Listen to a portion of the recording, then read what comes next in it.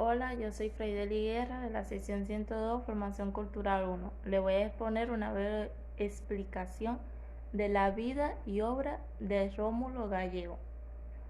El novelista y político Rómulo Gallego Freire nació en Caracas el 2 de agosto de 1884. Fue considerado una de las figuras más relevantes del siglo XX y uno de los más grandes literatos de Latinoamérica.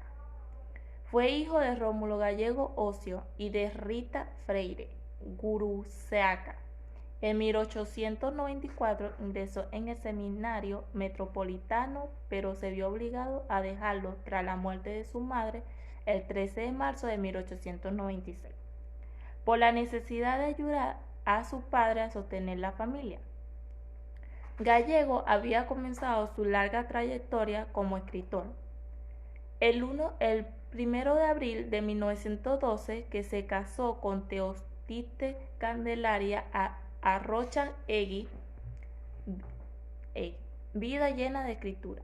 Los inicios de Rómulo Gallego como escritor estuvieron asociados al teatro, junto a su grande amigo de la revista La Alborada, compartiendo la pasión por este género.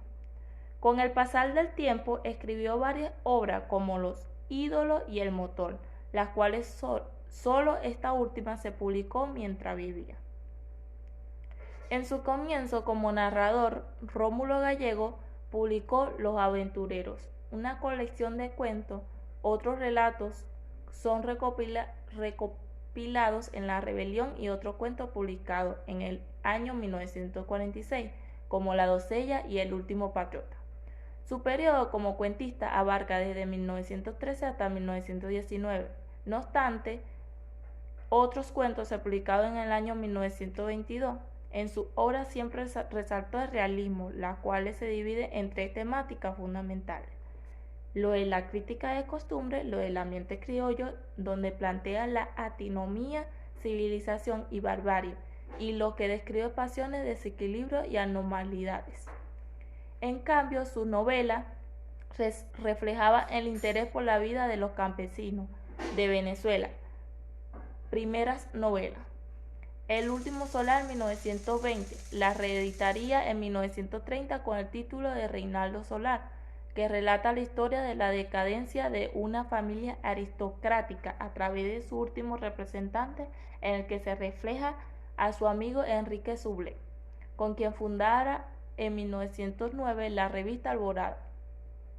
En 1922 escribe El forastero, pero decidió publicarlo a principios del año 1942 por temor a la reacción del dictador Juan Vicente Gómez.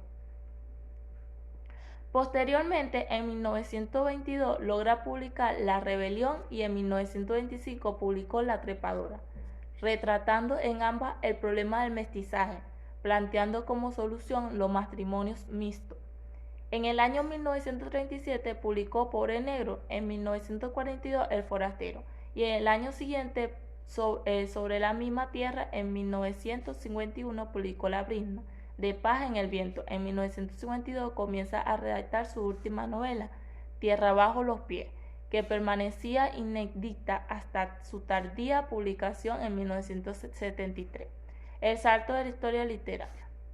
Después de varios años decide viajar para presenciar los llanos venezolanos y así documentarse para su próxima novela. El resultado sería Doña Bárbara. Esta fue publicada en 1929. Doña Bárbara, esta majestuosa obra, representa aquella Venezuela cruel, insensible por la corrupción, traición, despotismo, falta de libertad, latifundio, injusticia y brujería. Pero en el melodrama se muestra que en la realidad existía también una raza buena que ama, sufre y espera para luchar contra la dictadura desenfrenada de aquel entonces, gente representada por Santo Luzardo.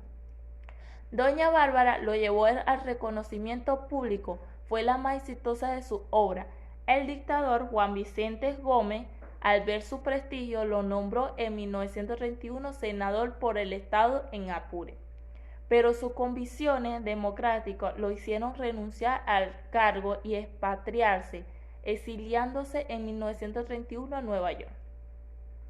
Seguidamente, en 1932 viajó a España y permaneció allí hasta que en 1935 muere el dictador y Rómulo Gallego decide volver a Venezuela en el año 1934 y publicó Canta Claro y en 1935 Canaima. Así como para Gallego el mestizaje era la solución de los conflictos entre mantuanos e indígenas, el mestizaje también sería la solución de los conflictos de civilización y barbarie. Su carrera política. Su carrera política la arrancó a muy temprana edad, militando en oposición al dictador Juan Vicente Gómez. En 1937, Gallego es elegido diputado y poco a poco abandonó la literatura para dedicarse a la política. López Contreras asume la presidencia en 1936 y Gallego fue nombrado ministro de Instrucción Pública, despacho que intentó reformar, llegando inclusive a cambiar su denominación por la de Ministerio de Educación Nacional. En 1941, Acción Democrática ante el Partido Democrático Nacional, del cual figura como fundador, propone a Gallego como candidato a la presidencia de la Nación, perdiendo con el general Isaías Medina Algarita. En 1945 participó en el movimiento cívico-militar que llevó al poder a Rómulo Betancourt como presidente provisional del país y fue en las primeras elecciones libres de Venezuela de 1947 cuando es elegido presidente de la nación mediante el sufragio universal, directo y secreto. Toma el cargo el 15 de febrero de 1948 y se destacó por elevar la participación fiscal del Estado en la renta petrolera de 43% al 50%, un esquema tributario y que fue replicado posteriormente en varios países productores, notablemente Arabia Saudita. En noviembre del mismo año, el ejército se subleva en el golpe de Estado de 1948 bajo el mando de una junta militar encabezada por Carlos Delgado Chabau y lo destituyen de su cargo. Se exilia en Cuba y luego en México. Rómulo Gallego regresó a Venezuela en 1958, pero ya no se dedicaría a la política. Un nombre para la historia. Gallego fue reconocido como uno de los principales escritores del país.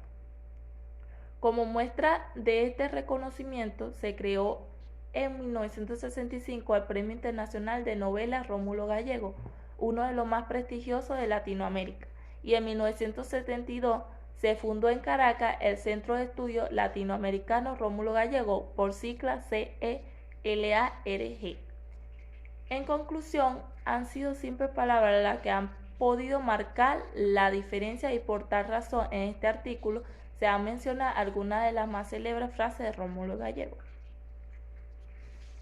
No aceptes nunca como compañero de viaje a quien no conozca como a tus manos.